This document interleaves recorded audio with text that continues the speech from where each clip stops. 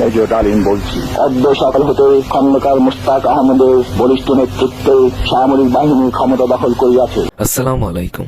বান্ডক YouTube চ্যানেলে আপনাকে স্বাগতম। শরীফুল হক ডালিম, যিনি মেজর ডালিম নামে অধিক পরিচিত, হলেন বাংলাদেশ সেনাবাহিনীর একজন প্রাক্তন সামরিক কর্মকর্তা। 1975 সালের 15ই আগস্ট বাংলাদেশের তৎকালীন রাষ্ট্রপতি শেখ মুজিবুর রহমানকে সপরিবারে হত্যার সাথে তিনি জড়িত ছিলেন। শেখ মুজিব নিহত হবার পর মেজর ডালিম সেটি বাংলাদেশ বেতারে ঘোষণা করেন। 75 পরবর্তী গণপ্রজাতন্ত্রী সরকার তাকে বিদেশে বিভিন্ন বাংলাদেশি দূতাবাসে বিভিন্ন পদে নিয়োগ দেয়। শরীফুল হক ডালিম প্রথমে 1964 সালে পাকিস্তান বিমান বাহিনীতে যোগদান করেন। 1965 সালের পাক ভারত যুদ্ধের পর তিনি বিমান বাহিনী থেকে সেনাবাহিনীতে যোগদান করেন।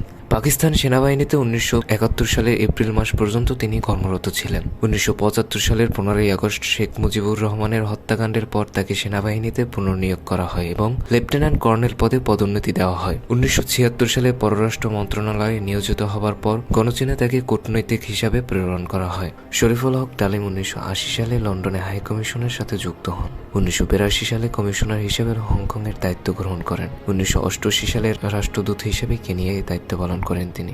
একই সাথে তাকে তানজানিয়ার দায়িত্ব দেওয়া হয়। ইউনেপ এবং হ্যাবিট্যাট-এ বাংলাদেশের স্থায়ী প্রতিনিধি হিসেবেও তিনি দায়িত্ব পালন করেন। সোমালিয়ায় যুদ্ধকালীন সময়ে জাতিসংঘের শান্তিরক্ষা বাহিনীর অংশ হিসেবে প্রেরিত বাংলাদেশ সেনাবাহিনীর সদস্যদের সার্বিক তত্ত্বাবধানের বিশেষ দায়িত্বও তিনি পালন করেন। 1995 সালে তিনি সরকারি চাকরি থেকে অবসর লাভ করেন।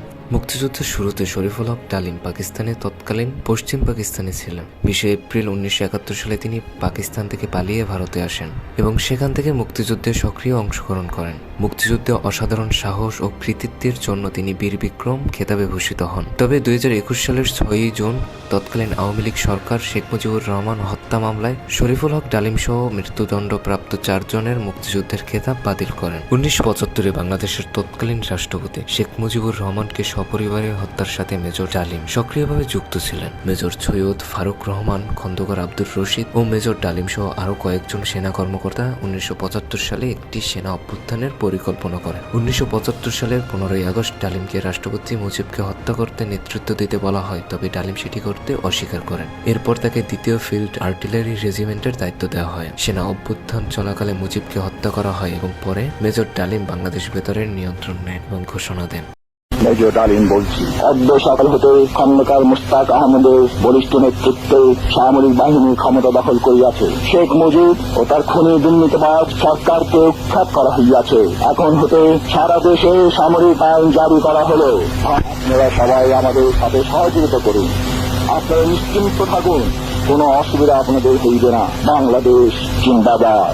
শেখ মুজিব হত্যা মামলায় মেজর ডালিমকে মৃত্যুদণ্ডাদেশ দেওয়া হয়, তবে বর্তমানে তিনি পলাতক আছেন। শরীফুল হক ডালিম দীর্ঘদিন আত্মগোপনে ছিলেন। 2024 সালের আগস্টে বাংলাদেশে শেখ হাসিনার সরকারের পতন ও রাজনৈতিক পট পরিবর্তনের পর 2025 সালের 5ই জানুয়ারি তিনি প্রবাসী সাংবাদিক ইলিয়াস হোসাইনের ইউটিউব চ্যানেলে একটি লাইভ সাক্ষাৎকারে অংশগ্রহণ করেন। সাক্ষাৎকারে ডালিম তার জীবন, সমসাময়িক রাজনৈতিক বিষয় ও বাংলাদেশের ইতিহাসে তার ভূমিকা নিয়ে আলোচনা করেন। ব্যক্তিগত জীবনে ডালিম নিম্মি চৌধুরীকে বিয়ে করেন এবং তার একটি কন্যা সন্তান রয়েছে। তার ছোট ভাই হলেন কামরুল হক স্বপন।